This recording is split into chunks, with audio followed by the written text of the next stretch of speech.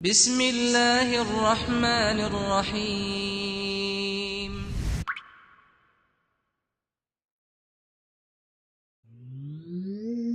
اطلب العلم أخي فهو درب به نور، به ترقى به تحيا عالما حرا فخور. اطلب العلم أخي فهو درب به نور، به ترقى به تحيا عالما حرا فخور. اطلب العلم أخي فهو درب به نور، به ترقى به تحيا عالما حرا فخور. سل إماما عاش في العلم دهورا ودهور، يطلب العلم ببذل حتى ضمته البحور. سل إماما عاش في العلم دهورا ودهور، يطلب العلم ببذل حتى ضمته البحور. صابرا في العلم صبرا حتى سموه الصبور، يخرج العلم بفأل مثل ريحان الزهور. صابرا في العلم صبرا حتى سموه الصبور، يخرج العلم بفأل مثل ريحان الزهور. اطلب العلم أخي فهو درب به نور، به ترقى به تحيا عالما حرا فخور. اطلب العلم أخي فهو درب به نور، به ترقى به تحيا عالما حرا فخور. كن إذا سموك اسما لتكن مثل الحضور، كن رفيقا كن عظيما كن كما تلك الصقور. كن إذا سموك اسما لتكن مثل الحضور، كن رفيقا كن عظيما كن كما تلك الصقور. راقيا بالعلم نحو النجم مزدان شكور، رافضا كل التدني رافضا نفس الغرور. اطلب العلم أخي فهو درب به نور، به ترقى به تحيا عالما حرا فخور. اطلب العلم أخي فهو درب به نور، به ترقى به تحيا عالما حرا فخور. ابن مسعود فقيه علم أحيا القفور، فإذا أعطاك رأيا كان سهما في النحور. ابن مسعود فقيه علم أحيا القفور، فإذا أعطاك رأيا كان سهما في النحور. وعلي ثم بالدين معاذ لا يبور، اقرأوا التاريخ تروي عنه أفواه سطور. اطلب العلم أخي فهو درب به نور، به ترقى به تحيا عالما حرا فخور. اطلب العلم أخي فهو درب به نور، به ترقى به تحيا عالما حرا فخور. إن سألت عن إمام أو فقيه في الأمور، ابن عباس ترنم وسيبقى في الصدور. إن سألت عن إمام أو فقيه في الأمور، ابن عباس ترنم وسيبقى في الصدور. فهو كالشمعة تذهب حتى تأتينا بنور، ساهر بالليل علم وبأوقات سحور. اطلب العلم أخي فهو درب به نور، به ترقى به تحيا عالما حرا فخور. اطلب العلم أخي فهو درب به نور، به ترقى به تحيا عالما حرا فخور. إذ بكى النبي يوما سمعا صوتا جهور، يا أبي كم روت عنك الليالي والعصور. إذ بكى النبي يوما سمعا صوتا جهور، يا أبي كم روت عنك الليالي والعصور. أنتم اليوم كنبت قد علا فوق الجذور، يا أساس الدين يا صرحنا يا صلب الصخور. اطلب العلم أخي فهو درب به نور، به ترقى به تحيا عالما حرا فخور. الحمد لله رب العالمين، الصلاة والسلام على سيدنا Muhammad وعلى آله وصحبه أجمعين. Dear brothers and sisters, Assalamu alaikum wa rahmatullahi ta'ala wa barakatuh, and welcome to Islamic Oasis Live. As always, every Friday, Alhamdulillah Rabbil Alameen, we bring to you different scholars, teachers, activists, analysts, different people from different perspectives coming and discussing the events taking place in the Muslim world or locally, whether it's the Muslim world, whether it's here in the US or UK. Obviously, we are bringing to you discussions that are really matter, that are in the minds of the Muslims. And today's discussion is no other.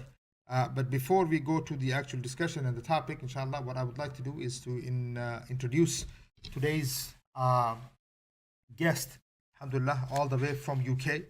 Many of you know him if you're following the activities of the Hizb in UK or many other places. MashaAllah, our brother who's on today is well known. We have Dr. Abdul Wahid, who's currently the chairman of UK Executive Committee of Hizb al-Tahrir in Britain. He has appeared on the websites of 5 Pillars, Islam 21, blogging, theology, foreign affairs, open democracy, the Times, Higher Education Supplement, and Prospect Magazine. You can also follow him on Twitter at Abdul Wahid HD, or find him on Facebook or at Abdul Wahid HD.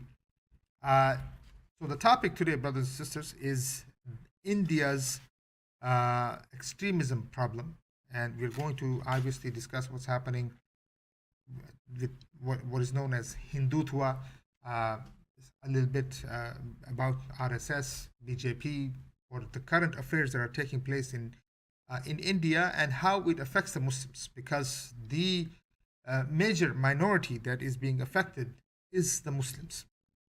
So inshallah, I would like to welcome Dr. Abdul Wahid. Dr. Abdul Wahid, welcome to the show. Assalamu alaikum wa rahmatullahi wa barakatuh. Wa alaikum salam wa rahmatullah. Dr. Abdul Wahid, what is, why is this discussion so important? The India's extremism problem. What, it's been in the news. There's a lot going on in India. Obviously, Muslims are the largest minority in India. There's supposedly democracy in India. There's a lot that is going on. So what is the problem? What is the extremism problem in India? Bismillah ar-Rahman ar-Rahim, alhamdulillah, salatu wa salam ala rasulillah wa ala alihi wa sahbihi wa man wala. So, I mean, the problem in India for us, you can see it from many different angles. Obviously, probably the oldest occupation of Muslim land in the recent era is that in Kashmir. And the atrocities that have been going on there are really terrible. But those of us who are on social media have noticed over the last few years some really horrific videos coming out of India of Muslims being beaten, Muslims being killed, in a kind of vigilante kind of killing, lynch mobs of people, literally terrorizing Muslims. And it has escalated to an extent under the Modi regime. Okay, it's fair to say that lynchings happened under Congress, okay? But what you can see under the BJP regime is an escalation of hatred and a systemization of hatred and othering towards Muslims and other minorities. It's not just to Muslims. And this is important for us to understand. And in the UK, actually, in the last few weeks, it's really come to light because we've had incidents here in the UK that shows that the ideology that is behind this hatred towards Muslim and others in India seems to be being exported around the world, and we can look at that as well. But really, I think our focus starts from the really terrible atrocities that we see, the lynchings, the beatings, what we call cow vigilantism, where people walking down the street with even bags of chicken or lamb are getting accused of having beef in India in their shopping bags and then getting beaten or killed for that. Citizenship laws which discriminate against Muslims. Escalation of the occupation of Kashmir. There's an Article 370, which gives Kashmir, has historically given Jammu and Kashmir more autonomy. And so, but this has been revoked by the BJP regime. An increasing threat to places of worship. So there are many masajid across India that extremists there are claiming actually have status as temples or places of Hindu worship, and they're now being threatened with demolition like the Babri Masjid was in Ayodhya. Persecution of Muslim women from wearing the hijab and the Islamic dress in Karnataka recently. So this is where it all starts from, and it doesn't come from nowhere. It comes from ideas and a particular political ideology, which is we can call the Hindutva ideology. not Hinduism, but the Hindutva ideology, a political ideology which is based on nationalism. So, Sheikh, the Muslims in India, I mean, obviously the Muslims have been, the Muslims ruled there in India for such a long time, 600 years, maybe 800 years, something like this. Sheikh, when did this issue begin where Muslims are, what we are seeing today? I mean, is it after the independence of, this 1948? When does this whole thing begin? I mean, and why is it that such a large population of the Muslims in this area feel so isolated that they can't do anything? Or is it they're being told that they can't do anything? Well, I don't know. I mean, I don't think it's fair to say they can't do anything. I mean, I think they're a huge number. Okay, so you're talking about more Muslims in India than almost any other country in the world except Indonesia. Okay, so like about 200 million plus Muslims in India. But as a percentage of the population, it's like I think between 10 and 20%. It's not a large population. They're very, very outnumbered, about 15%. But as a number of people, it's huge. So they're not doing anything. And where does it come from? Well, it doesn't come from. It comes from a very long time ago that the seed was sowed under British rule. So when the British occupied India, obviously we know over the years when they were facing problems, they operated a divide and rule strategy. In that period, there was a thinker, a lawyer called Vinayak Sarvakar, who was an atheist. Although he's from the Hindu community, he was not a believing Hindu. He was an atheist, actually, who was very influenced by Nazism in Europe, Hitler's ideology of fascism, and Mussolini's Italian fascism. He supported Hitler's policy towards Jews and about racial purity. And he applied these to people in India. And he developed a philosophy which he called Hindutva, which was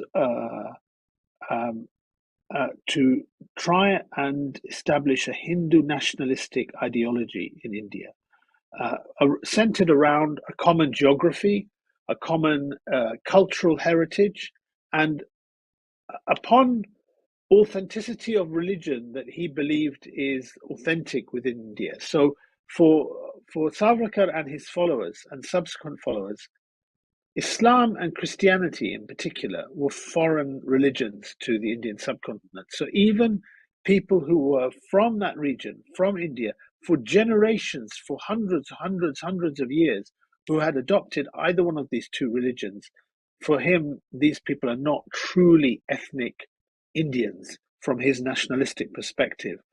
Now, this was a very small movement in the early 1900s. It was a very, very small movement. It's kind of built around, you could say, almost like an inferiority complex. The Muslims, they ruled India under the Mughals for so long.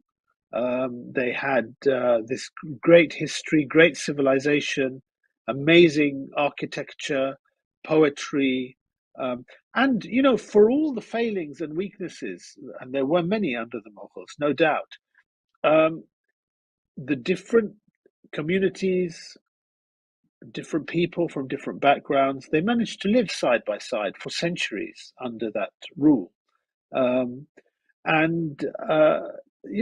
People like Savarkar, they had this genuine inferiority feeling, which led them to create this idea which gave them a sense of pride about defining what it means to be a true Indian, true Hindu in a nationalistic sense, as I say, not in a religious sense, and then applying that.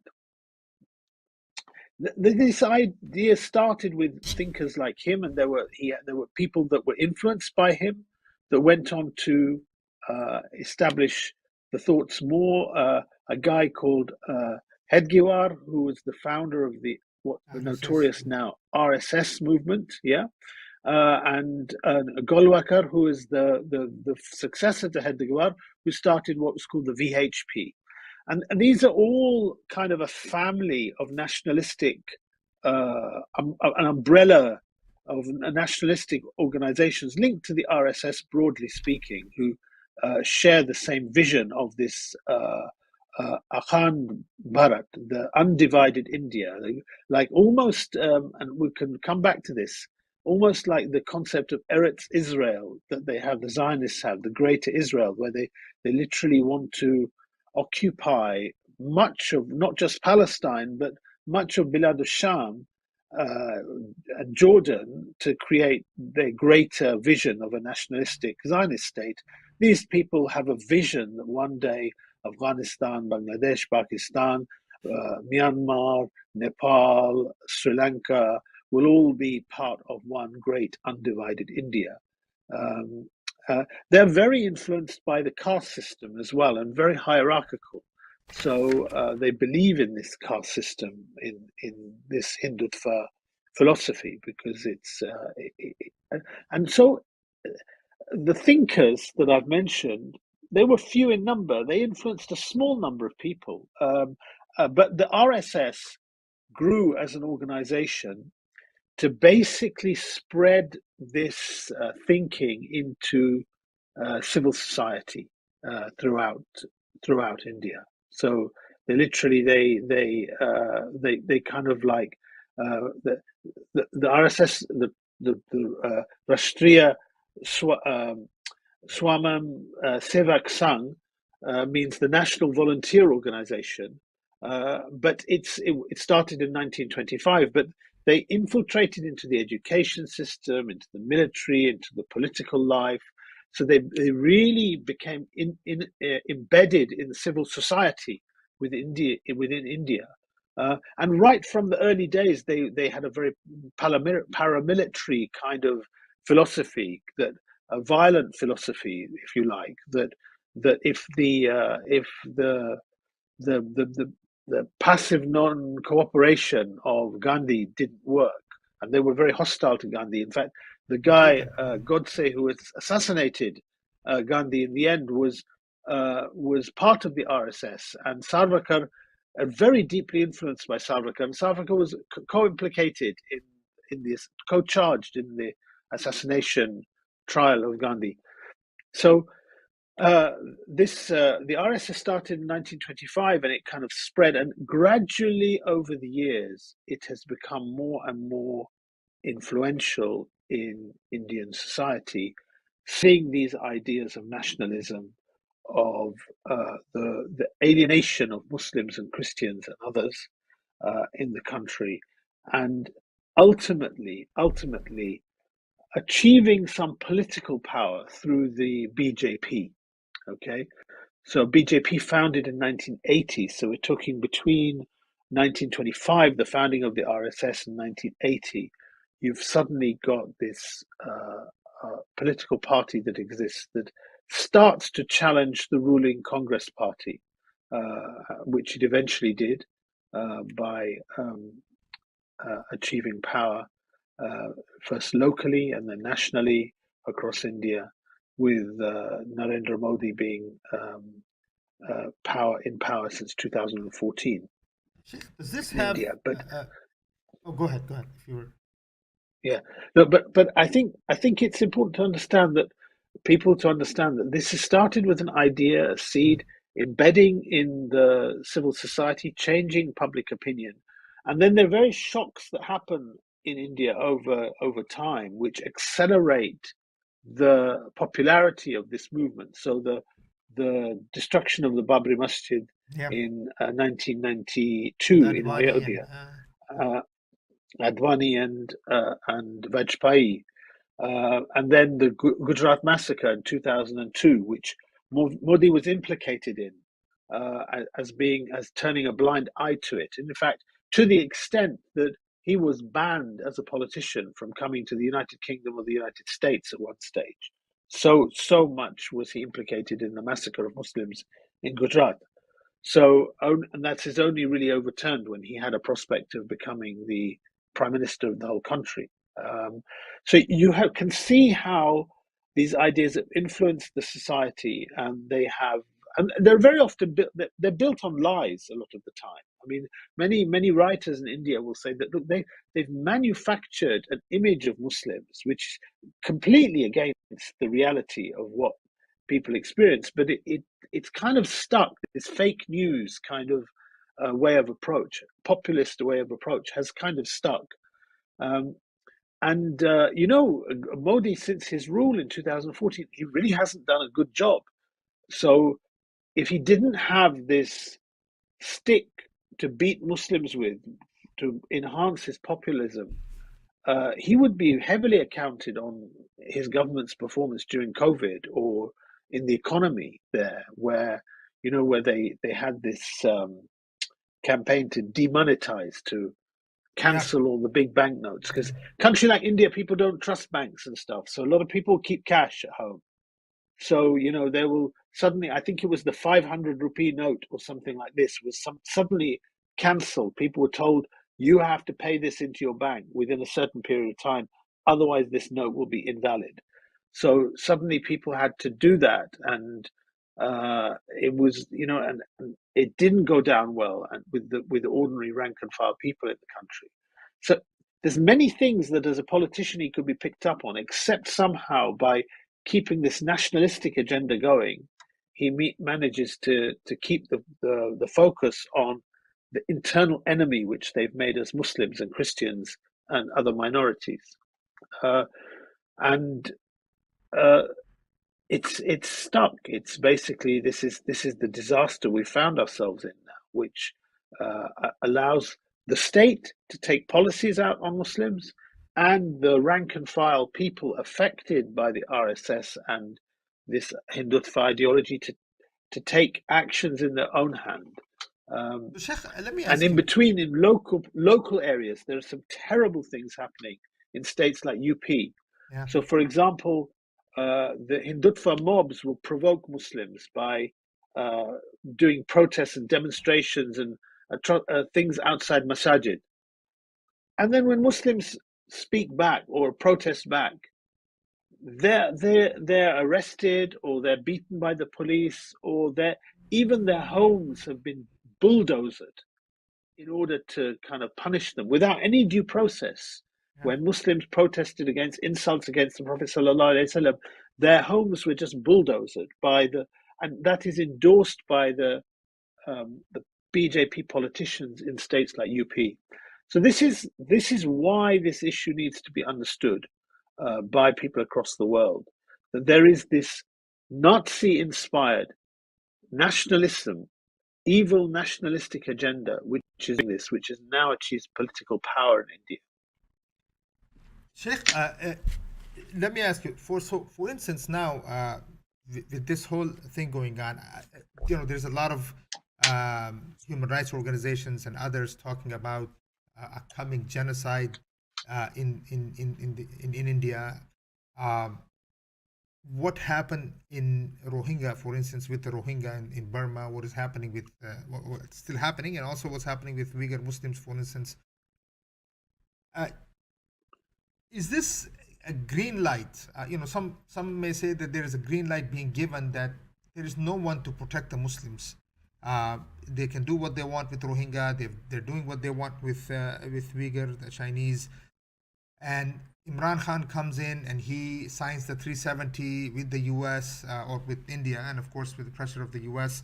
And now even Kashmir has been kind of handed to the Indian government.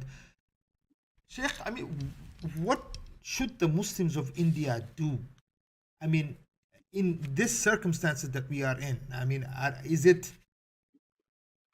are we just waiting around for a massacre to occur, or what do you see happening, Sheikh? Yeah, so I mean, the Muslims of India, in some respect, are the least accountable in this, because, like the Muslims in Palestine, if you're in a prison, if you're the ones who are the victims, there is a limit to what they can do in terms of speaking. Well, speaking out is one thing, but in terms of standing up, they will do things, but there's a limit to what they can achieve on their own. And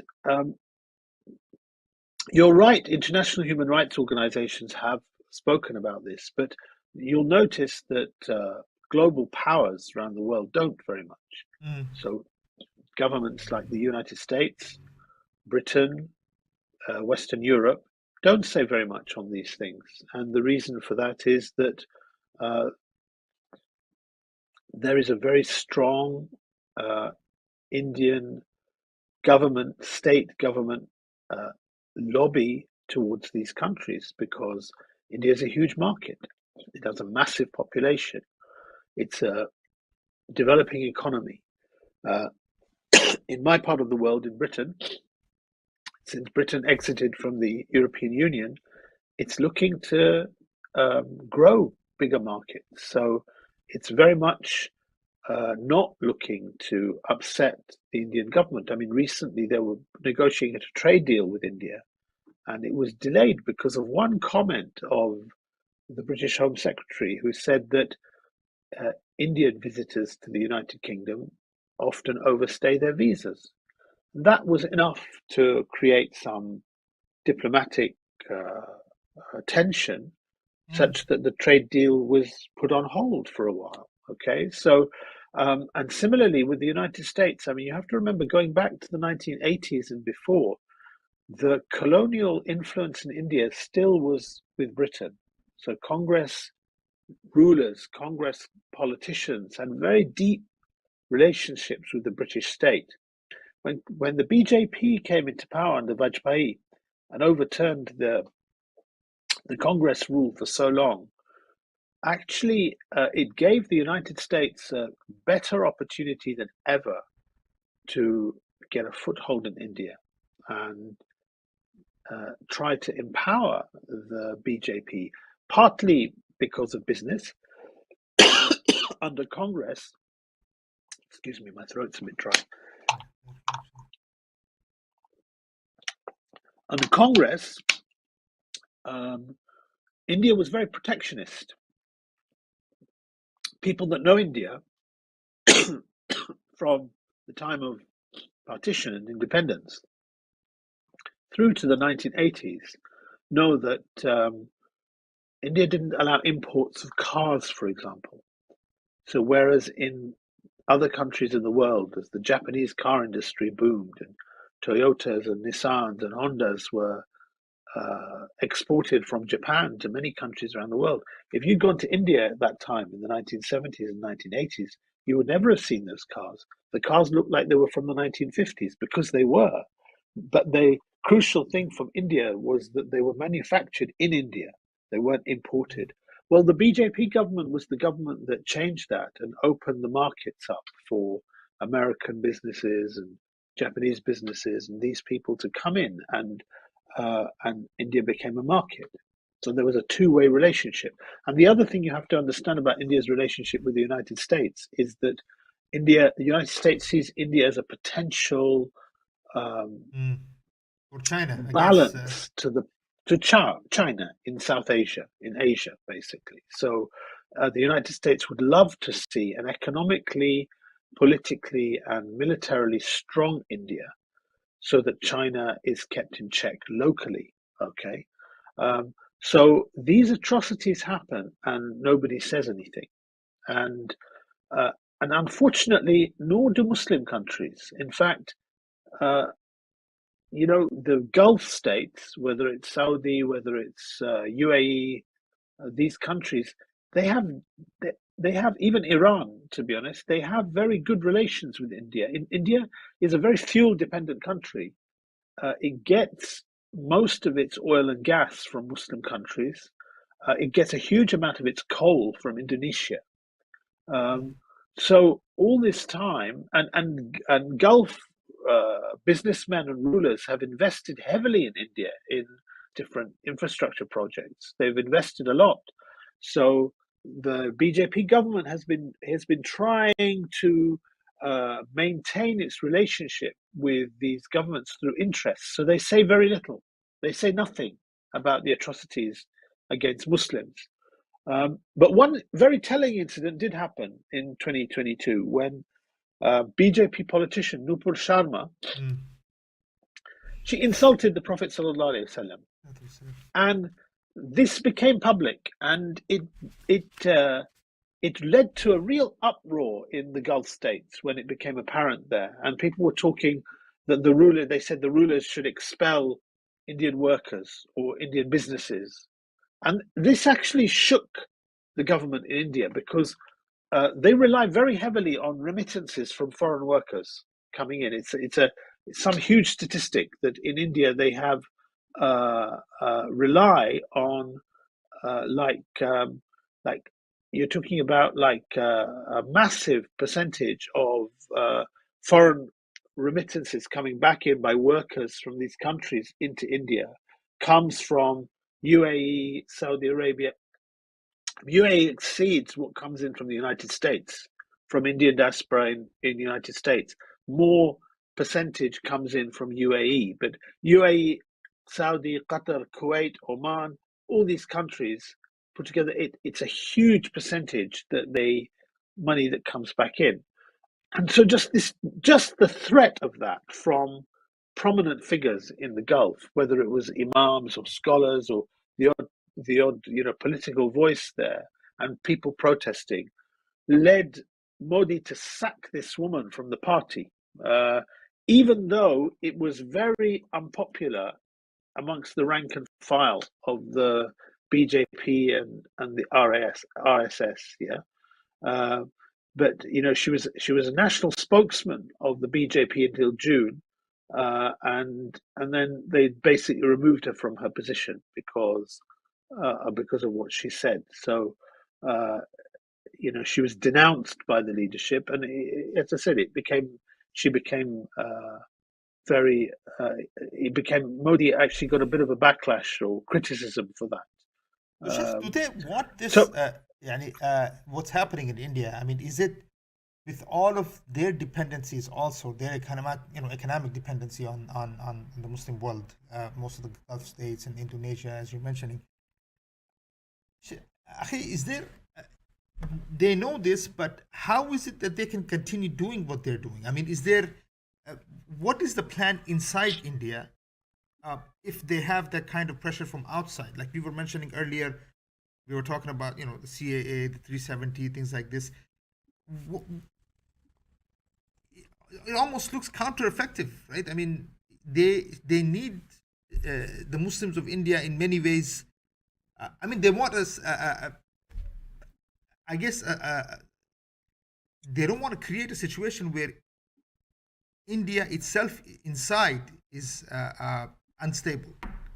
And if you're going to go after such they don't want to create a stable position where Indians are unstable. They want to create a situation where the Muslim population and other minorities like Christians are effectively second-class citizens. They're subjects. They are silenced. They are cowed.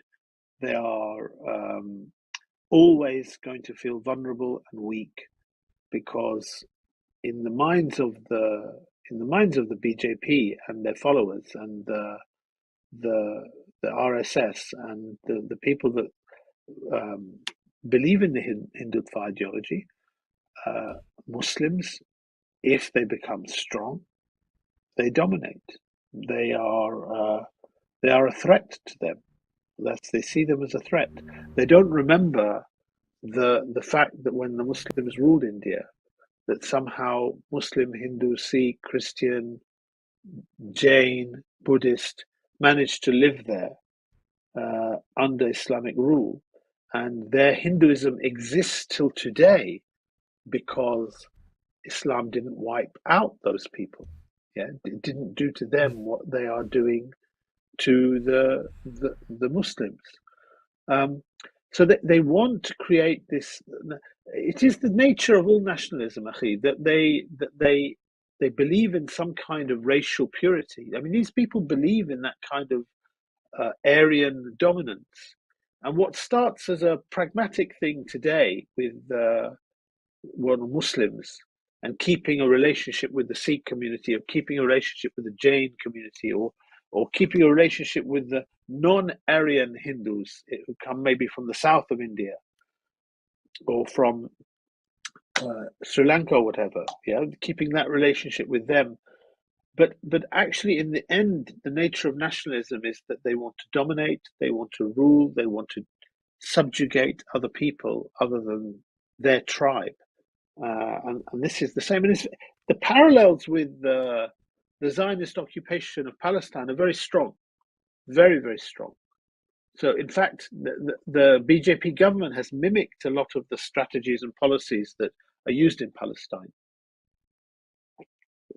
One of the thinkings about Kashmir is that by revoking Article 370 and taking away its autonomy, they can encourage the settlement of extremist Hindus into Kashmir, just like they have settlers within Palestine, just like the Chinese regime brought Han Chinese people to live in East Turkestan to change the demographic in that country, in that region. So the strategies are mimicked from there. The bulldozing of buildings as a punishment is mimicked from there. The rhetoric against Muslims and Islam and the paranoia that they build up amongst the ordinary people is mimicked by them. And so this is it is the nature of nationalist regimes that in the end they will literally create destruction and hatred and death to everyone except the pure ethnic purity that they seek. Sheikh, we know the Americans. Obviously, America wants a strong India. They want someone to, obviously, in Asia to have some type of a counter to China. If this is the goal, Sheikh, would the Americans want this type of situation happening in India? I mean, is this something that is it in their interest to see India turn completely volatile, or No, and I think the pressure on and this is I think the pressure from the United States will be that it should not become a genocide, right? They will not want that. They will not want a genocide, an unstable India, right? They will not want civil war in India between Muslims and Hindus. They will not want a backlash like that because they want to see India strong. But at the same time, the BJP regime will have pressure from Washington to not to create excess. They also have a hand against Washington, which is, you want us to be a buffer against China, then don't interfere in our affairs. That will be the kind of counter. The other thing that they will find is that their grassroots are much more extreme than the politicians. And by the BJP ruling in such a way that it has allowed this hatred and this vigilantism and this violence to build up on the ground in India, this lawlessness to build up on the ground in India, it's very hard for it to rein that back in after it's created that problem.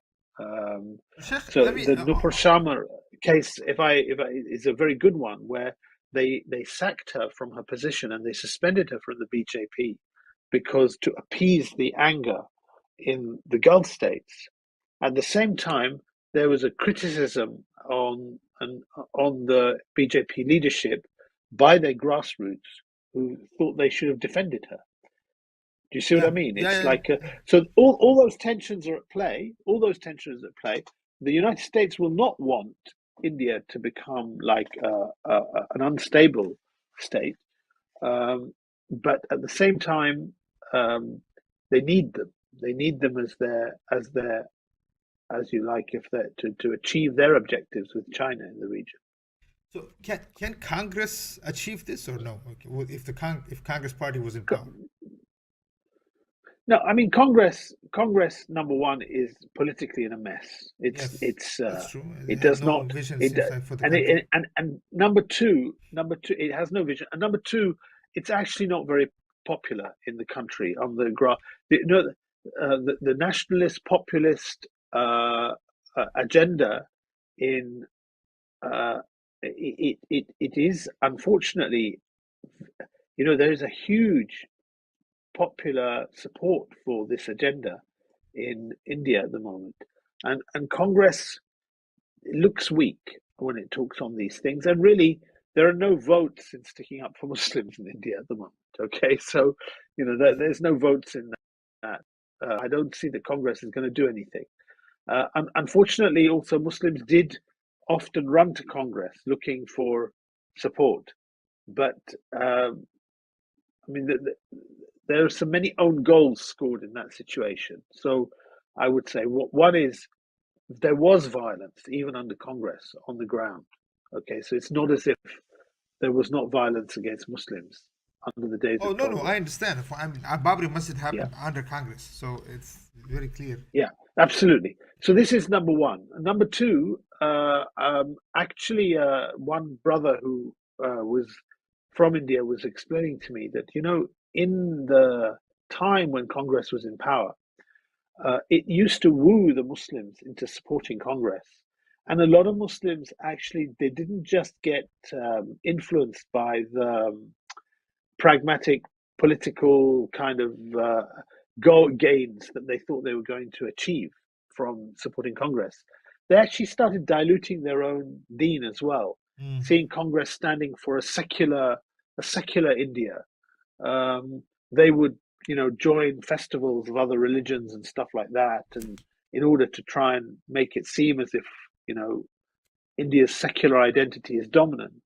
And this was, in the end, it achieved nothing anyway. So, unfortunately, they didn't win in the dunya, and they didn't achieve what they needed to. They've lost in the akhirah as well, unfortunately. Sheikh, So let me, how much, the Muslims, the weaknesses of the Muslims, right? Secularization of the Muslim minds, uh, Bollywood, Hollywood, whatever it is that the Muslims, unfortunately, I'm from India, I'm from Hyderabad, and I've seen it all. I was yeah, there when the riots were happening in Babri Masjid. I saw the whole scenario. I was very young, but I myself, we went through a lot there when all the riots were taking place. So, Sheikh, but at that time, the Muslims, uh, there was a response by the Muslims, no matter what. Yani Bombay and in many areas, there were still pockets of resistance, let's say, in some way. I mean, but since then, they have done so much to make the Muslims so weak as far as, both ideologically, even spiritually, if that's, if I can say it that way. Sheikh, I mean, how much has that played uh, the weakness, the ignorance of Islam, nationalism, in allowing the Hindutva or BJP or whoever to play the Muslims as pawns? On the other hand, would it be a different scenario if the Muslims still had their identity straight in their minds? look, the there's no doubt that whether Congress or BJP, they tried to play the Muslims like pawns. Okay, so Congress, in particular, under the banner of secularism, tried to include Muslims in the the the the kind of Indian secular identity, and that did have an effect, like you say, the Bollywood style Muslim that that gives up part of their deen and accepts part of other religions and festivals and stuff like that in order just to look as if you're a part of that secular India. And even BJP have tried that. The BJP had a Muslim wing at one time. All right, even now Yes. Modi is using Muslims in certain Muslim voices in Kashmir to try and win votes for the BJP there. Yeah, there's politicians who he's got with Muslim names who are out there supporting him.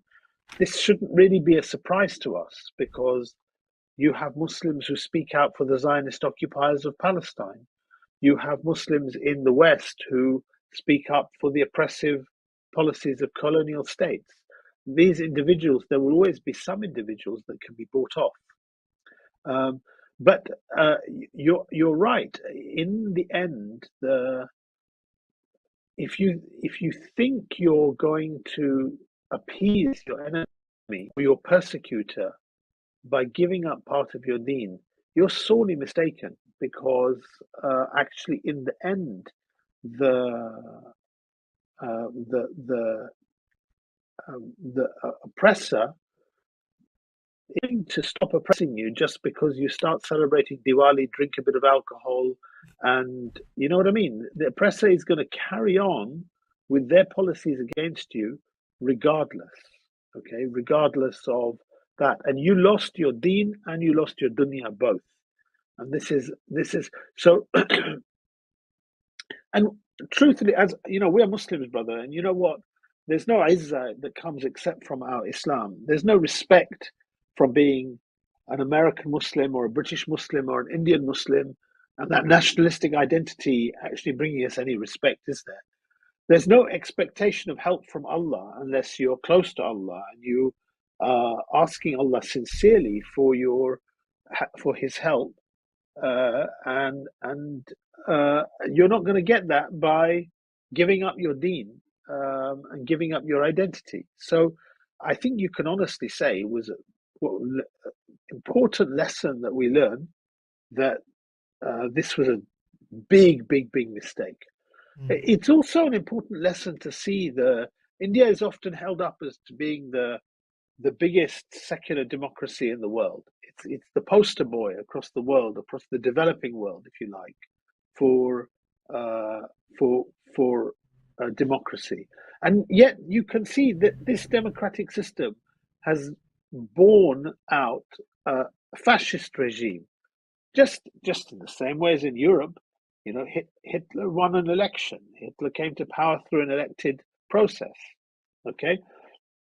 Yeah, what it shows you is that democracy is no protection over anything. And in fact, for us as Muslims, we should be looking at and showing people how the Islamic system actually offers something very unique and very different. You know, we as Muslims may have issues with the creed of Hinduism, all right, because it's built on a polytheistic belief, which is anathema to Islam.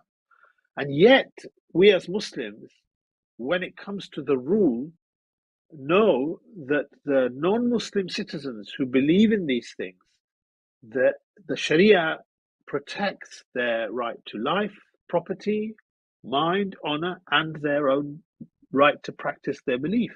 Okay, so Islam has a very unique outlook on these things, which is very important for us in this current situation to really tell people about that. Look, actually, we want to see a situation in a place like India where if Islam ruled, it wouldn't just be the Muslims that would benefit from it. It wouldn't just be the Christians. It would be all those Dalit Hindus who are an underclass, who are persecuted under the kind of BJP RSS Hindutva rule, which sees them as an underclass. It wouldn't just be Muslim women who would benefit from their right to wear the hijab, but India is like one of the rape capitals of the world, where women's dignity and honor and safety is not protected. So actually, we should be, as well as highlighting the atrocities that are going on there, we should be calling out the system that creates this, because it is another example for the world to see that you really need an alternative in the world. There's a few questions. I know because of time, I want to make sure I get the best. Sure. Sheikh, I was recently in Afghanistan. I just came back 2 weeks ago. This was my second trip to Afghanistan after the Taliban came into power. Sheikh, there is a lot of Taliban are in they have good relations with India, right? I mean, they do. India has done a lot. Seems like inside Afghanistan, I saw the roads that India has built. Billions of dollars spent inside. I think they had over 20 or even more embassies all over the country and things like this, consulates and things like this. So when you talk to the Afghanis, at least at that time, I guess maybe during the old regime and now Taliban, over 60% of the people they thought that India was their best friend. And Sheikh, what do you see as far as why is India so keen on keeping good relations with Taliban, or is it mutual interest? Or is it, I mean, I guess the reason I'm asking is because the kind of things that they have done in India, do they feel that having good ties with Taliban will kind of keep, if there is something that happens in India, it will still keep the Muslims of India isolated? So I think the Taliban government, when it comes to India, when it comes to China, they are not saying anything that rocks the boat, okay? Because they are diplomatically very isolated in the world. There is this tension with the Pakistani government amongst the people in Afghanistan, some of the people in Afghanistan, because Pakistan is seen as treating Afghanistan in its own national interest, as opposed to for the benefit of the Muslims of Afghanistan. Okay, I saw that, observed that. Now, so when you're in looking at the relationship between India and Afghanistan, you can't take the relationship between India and Pakistan out of the equation. When the US went to war in Afghanistan in 2001, and got the regime of Pervez Musharraf to cooperate in that, they managed to get Musharraf to de-escalate tensions on the border with India, which is Pakistan's historic enemy, and I guess the Kargil situation you're talking about. No, even after that, even after Kargil, there's always been the Pakistan's, in terms of defense, it's always looked to India, its eastern border, eastern frontier, as being where it has to shore up defense.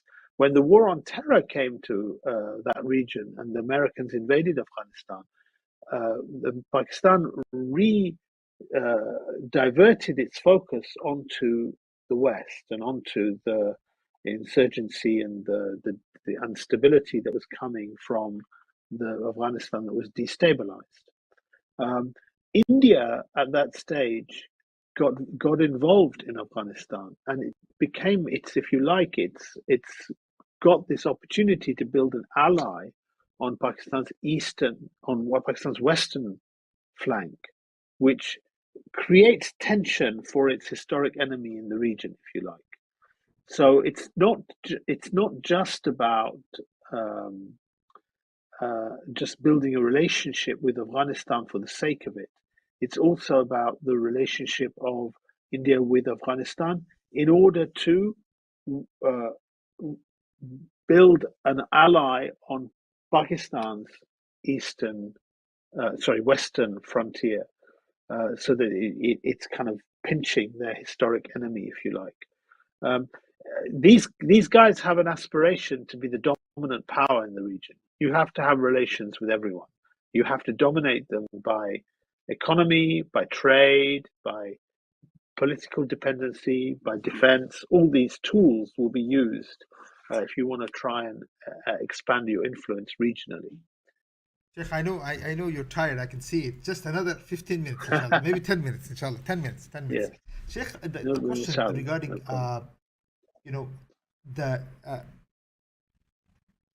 the way US is dependent or is becoming dependent on India as far as to be able to counter China, and then China trying to make sure that also having good relationship with Taliban and whatever it is, they do you I mean, is the system, I mean the international system, literally, I mean, are we looking at multipolar powers now, or is it still US using its allies, still dominating the regions in general, or do you actually see a real polarization taking place? I don't think we can say the world is yet at multipolar powers. The US is still overwhelmingly the most dominant country in the world, militarily and economically, and politically. China is its rival from an economic perspective. China's technology is trying to catch up from a defense perspective, but it does not have the political influence around the world as yet to threaten the United States. And in India, there is a mutual mistrust of China and the US basically. So, sorry, the same like the China, US yes. has, China has. China both have a mutual mistrust of India. So this is something which is there are Putin has tried to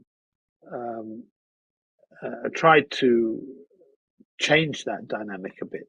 Okay, so with his Ukraine relationship policy, with India and trying to energy cooperation and selling weapons and stuff like this, Putin has tried to change the influence there, but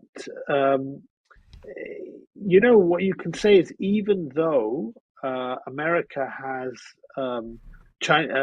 India had not fully cooperated with America on the issue of Russia, and they still continue to have a trade deal with them. America is willing to put up with a certain amount of that independence from India because it does need them in a relationship with China, and it's thinking in the long term what can be achieved as opposed to in the short term of whether or not it's necessary for it to, if you like, sanction India over its relations with Russia. It doesn't need to. It can still achieve what it wants to with both India and Russia, if it needs to. So I think it's we don't say that the world is really it has not become a multipolar world yet.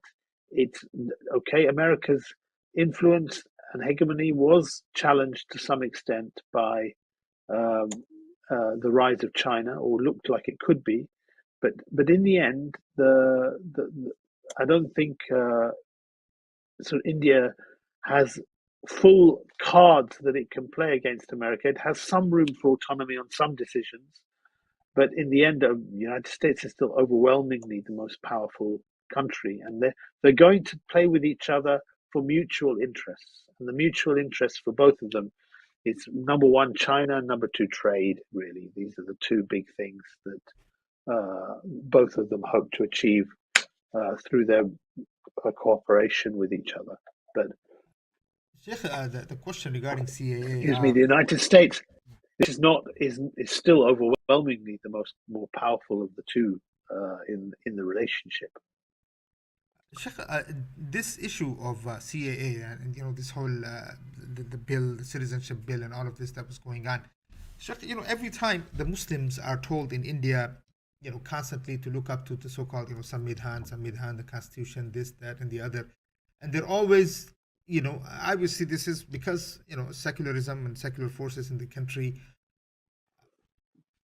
Sheikh, how much this dependence or this understanding that the Indian Constitution will come to protect the Muslims of India, how much has this thinking isolated the Muslims themselves inside India?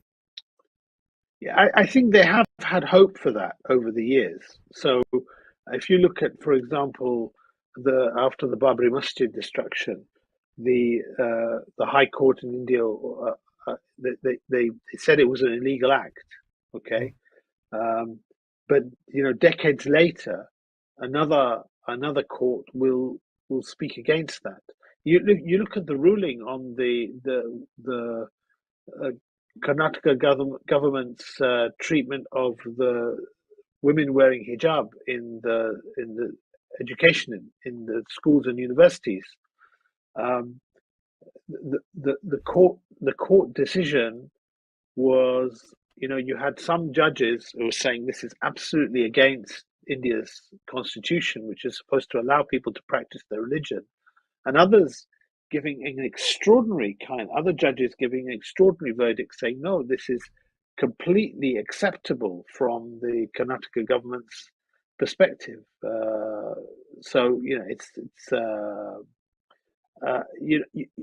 Whatever hope they had once upon a time that the constitution would protect them, in the end, the nature of the society has so changed with the rise of the Hindutva ideas that actually it's not the same country now as it was 20, 30 years ago. You cannot rely on the courts, and that is not very surprising. It's democracy is something that changes with the will of the people, with the whims of the people, I should say. Yeah, it's it is not like Islam, where if you have a constitution which stands on principle, which stands on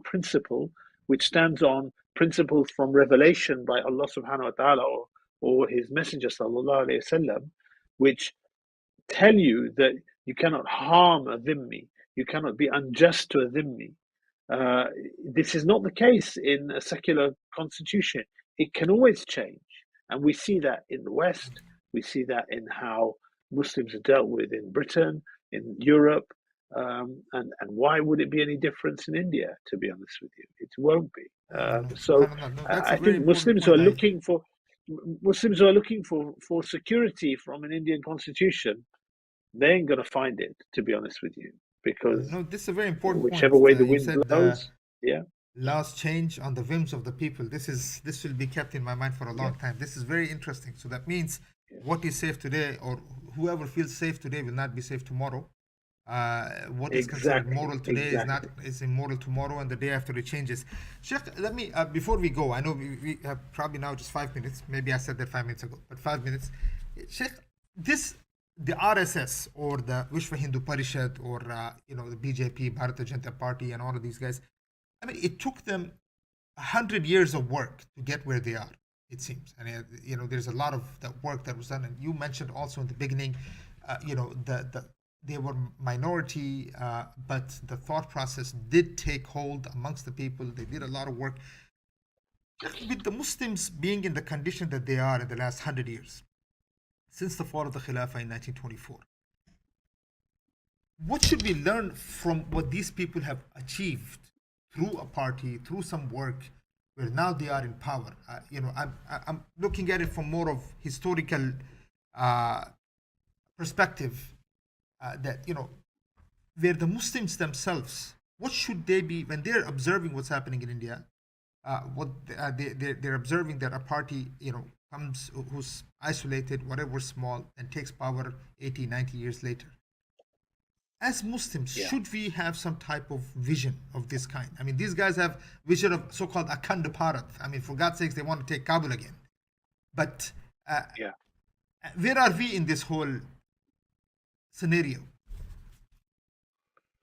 So I think there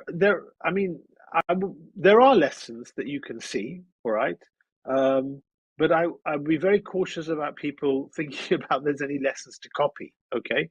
Because as Muslims, we go back to Quran and Sunnah. Oh, sure. We That's go why I back to said Quran and historical perspective. As far as a party so that from an takes historical perspective, so clearly you can see the influence of the ideas in society spread by a party is something that has had influence in the society. So the RSS, starting as something small and spreading their ideas throughout the society, has had an impact there. how much it affects getting into power, you can't take that out of the context of influence from externally. So the relationship now, the BJP, the United States wanted the BJP to defeat Congress, okay? And Britain would have wanted Congress to defeat the BJP. So external powers actually do play a part in who is more successful in actually achieving political power in the country. So I think that's important because otherwise people would think, oh, well, all we have to do is spread ideas and then we'll win through the system. No, the system doesn't work like that. The system actually works according to other interests, not just you like spreading your ideas. It's a misunderstanding of democracy that actually it's the people that decide. Rather, it's other forces, it's business, it's markets, and it's global colonial powers that have influence over who comes into power in these countries as well.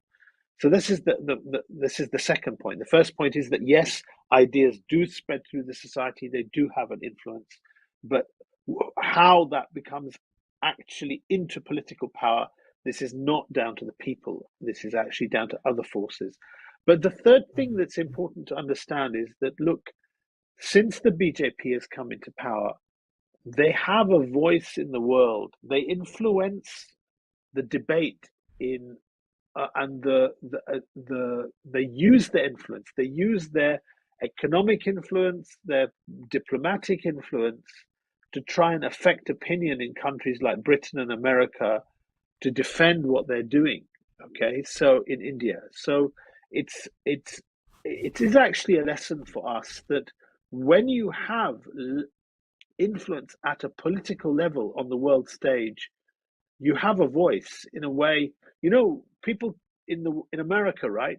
There will be Muslims talking about how we need to be a lobby like the Indian lobby is, or like the Jewish lobby is in America, right?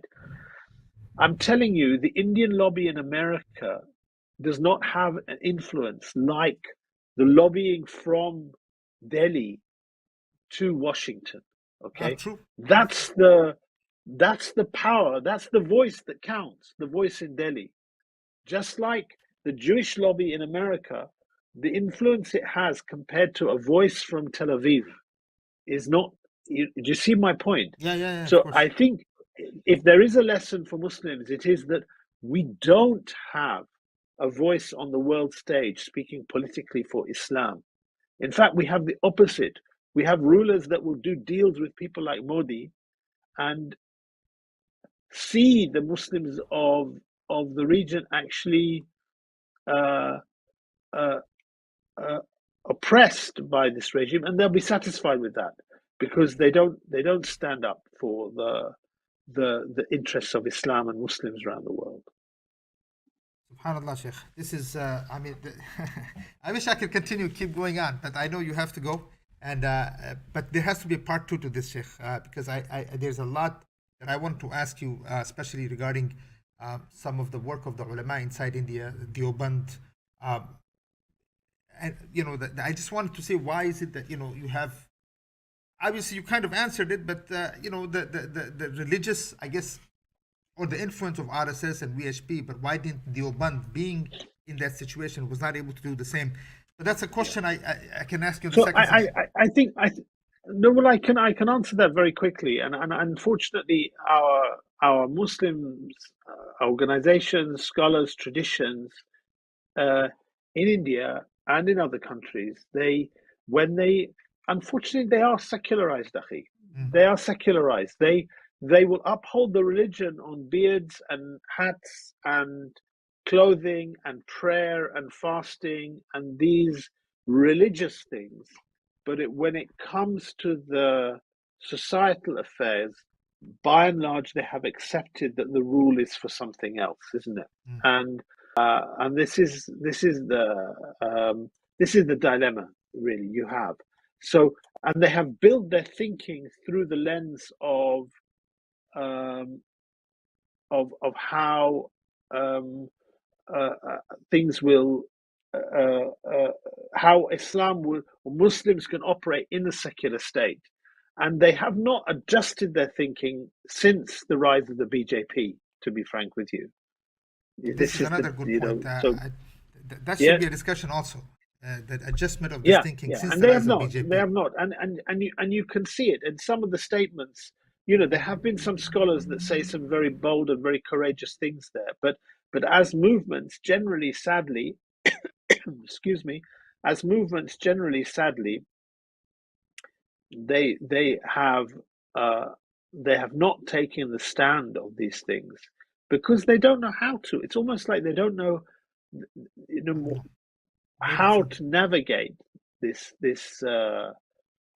So, yeah. No, I understand. I think that's also, inshallah, that's a discussion also. How should we help the ulama navigate through this? What kind of thinking that needs to be produced?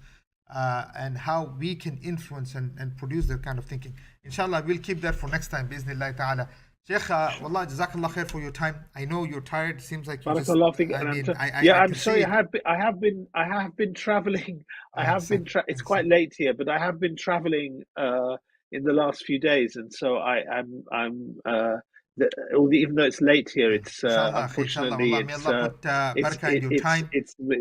I mean, Jazakallah khair to you. You're traveling, and I'm sure you're traveling for the sake of Allah. And I really and inshallah put the barakah in your in all of the efforts that the brothers over there are trying to do to subhanallah influence the voices of the Muslims around the world. May Allah subhanahu wa ta'ala continue to use you and raise your status both in the dunya and the akhirah, Sheikh. And with that, brothers, and you too, my brother. You too, my brother. And with that, brothers and sisters, there's a point that I wanted to make before we leave this session. The brother, Dr. Wahid, he mentioned, or Abdul Wahid, he said, laws change on the whims of the people in democracy. And unfortunately, a lot of times when we discuss, whether with the intellectuals or the elites or people of influence, a lot of times people, we think that we can do changes or bring changes through democracy, or we think we can have a vision through democracy, where vision itself is on sale depending on how much somebody's willing to offer. This is exactly because those are the whims and desires that work. If somebody can offer a little bit more, then your own vision will be changed by somebody else. If not, unfortunately, the people themselves. So inshallah, brothers and sisters, these are discussions we need to continue, we need to discuss. The Muslims of India, just like the Muslims of Palestine, and Muslims around the world are suffering, trying to look for leadership that will have vision that does not change due to their whims or desires, but rules according to the deen of Allah subhanahu wa ta'ala that never changes, that is stable, that brings society to what is haqq and keeps them on and takes them to what is right, Siratul Mustaqim, bi'iznillahi ta'ala. So inshallah, brothers and sisters, we'll see you guys next Friday. I think the next Jummah, we have another great speaker that is going to be coming and discussing on many other issues, inshallah, on Sharia itself. Jazakumullahu khairan. Assalamu alaikum wa rahmatullahi ta'ala wa barakatuh. Wa alaikum assalam wa rahmatullahi wa barakatuh.